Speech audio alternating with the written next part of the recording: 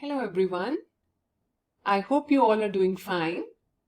Today we're going to talk about chapter 1 from grade 6 CBSE. What, where, how and when. I know you've got a bunch of questions in your mind, ma'am. How is it possible? Is it easy to cover this chapter? Well, let's see if this chapter is easy or difficult. So the chapter starts with a very interesting question that Rashida has in her mind. She happens to read a newspaper, and while she was reading the newspaper, she read a small headline, 100 years ago. And she started to wonder, what happened so many years ago? Let's help her find out what happened years and years ago she was born. So I'm going to introduce two characters, Chotu and Motu. I know they don't look like Chotu and Motu, but let's name this one as Chotu and this one as Patlu. Okay, not Motu, Patlu. So this person, Chotu, he was talking to Patlu. That Patlu, what you people used to do way back? How did they used to get the headlines, the update? Did they used to listen to the radio? Did they had a newspaper to read? Well, Patlu answered, my dear Chotu, I don't even remember what we ate at your birthday last year. And how do you expect me to remember about long ago? There might be things we could study about. So Chotu said, let me guide you. So, now since Chotu and Patlu, they having their own discussion, meanwhile we'll answer the question, what can we know about the past?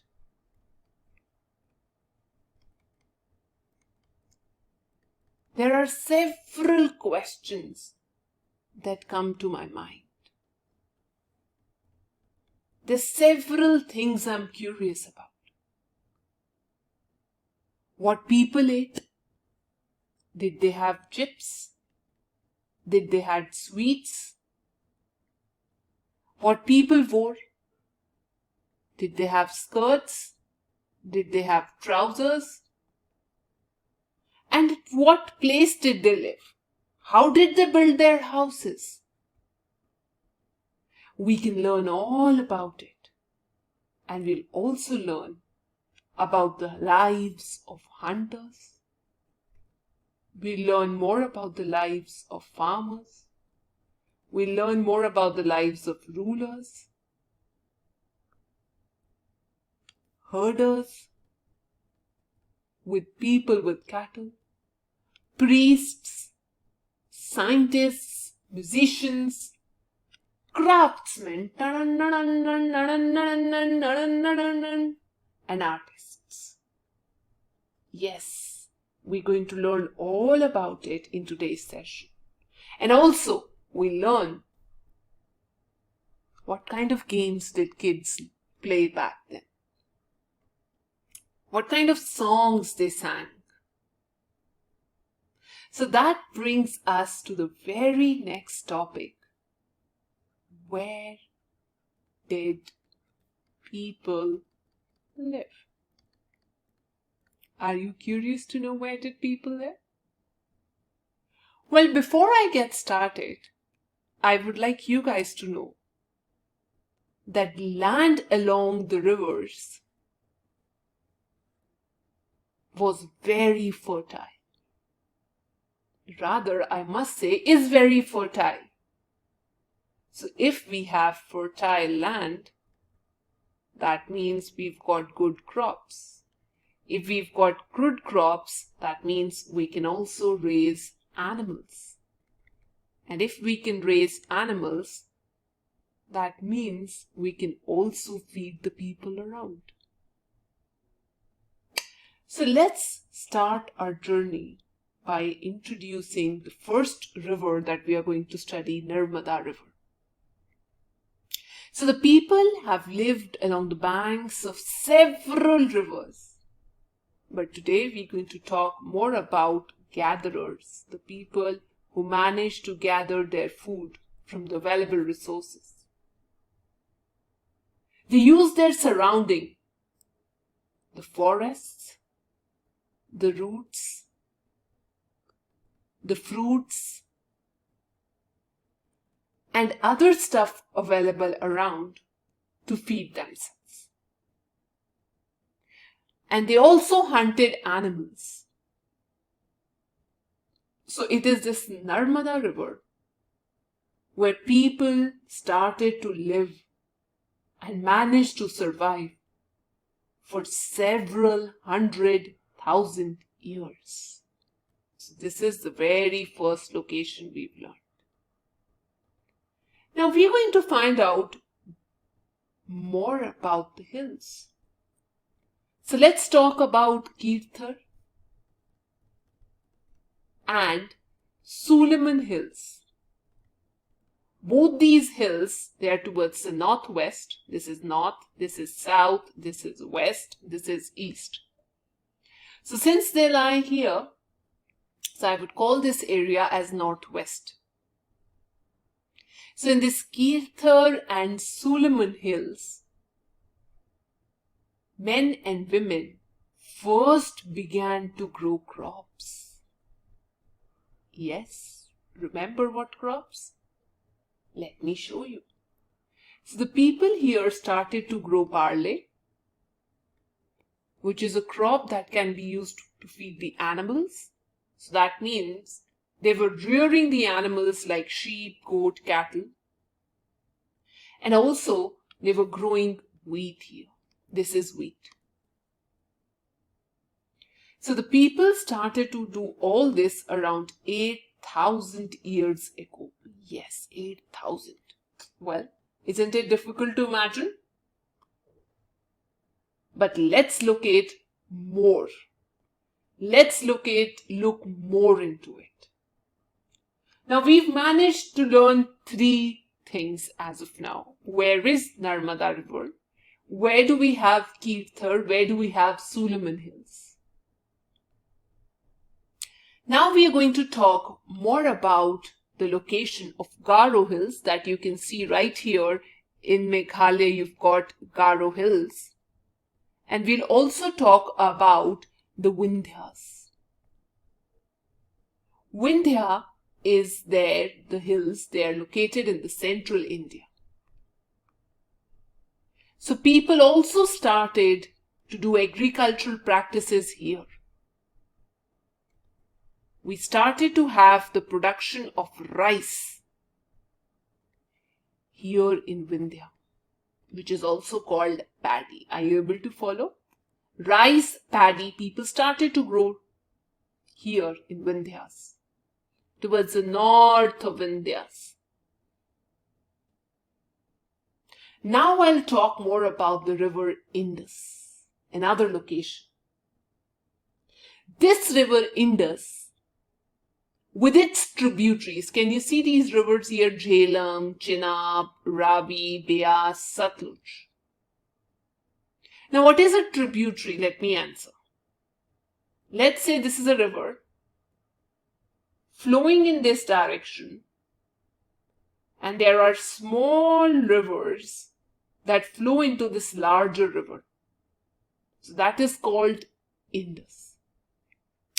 Indus and its tributaries happen to provide the ideal location for the people to survive about 4,700 years ago, my dear kids. Yes. The earliest cities flourished on the banks of these rivers. And later, we pushed ourselves towards India, interior. Here, if you guys can see Ganga River and its tributary zone, they offered the ideal location for the people to survive around 2,500 years ago. Now, since we're talking more about India, the river Ganga, which is considered quite religious in India, it's considered sacred. And let me tell you another information that's not there in your book. The Ganga originates from where it comes here. It is called Gangotri glaciers. Another bit of information is called Gangotri glaciers, from where Ganga originates. And it flows through India, enters Bangladesh, and has its mouth right here at the Bay of Bengal. So this is its mouth. The mouth is not the source. There's a difference. Source is from where the river originates, and the mouth is to where it deposits its water. So this Bay of Bengal is its mouth. I hope you've made my point clear. So here somewhere might be the source of river Indus. Indus River, it originates from here, this point, and flows, enters India and then goes into Pakistan. So this technically would be its mouth. So Indus River has its mouth into Arabian Sea, whereas Ganga River has its mouth in Bay of Bengal. Isn't it very easy? Alright, so going all the way from Tibet, entering Ladakh and making its way to Pakistan, Indus is considered one of the longest rivers in Asia. Alright, so let's come back to our topic. This Ganga and its tributaries, it offered ancient civilization to survive here. But there's more to it. When people started to live in groups, they started to form kingdoms.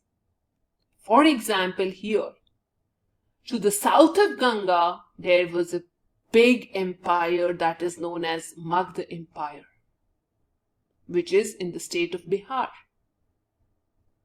Slowly and steadily it started to increase its power and managed to set up large kingdoms that happened to conquer other parts of the country. Good. You guys are getting it real well. So now we are going to talk of how people travel. Of course, the person living here might be curious to know what's happening here. The person living here might be very curious to know what's happening there. So people traveled from one part of the country to another through hills. They managed to cross the hills.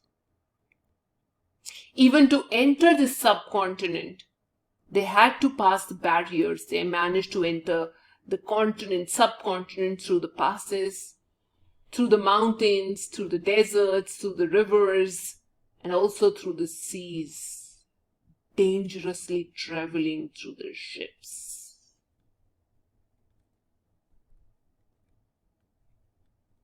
Now, why was a dire need? What was the need to travel to distant parts? Why were they so curious to travel when they knew that their journey would be very, very dangerous? So the very first reason is they were in search of livelihood to survive. They wanted to escape natural disasters. And also, sometimes they were more curious to conquer new lands. So how did they travel? How? At times, they used to use caravans to travel. It's like a motorable vehicle that they use to travel from one place to another.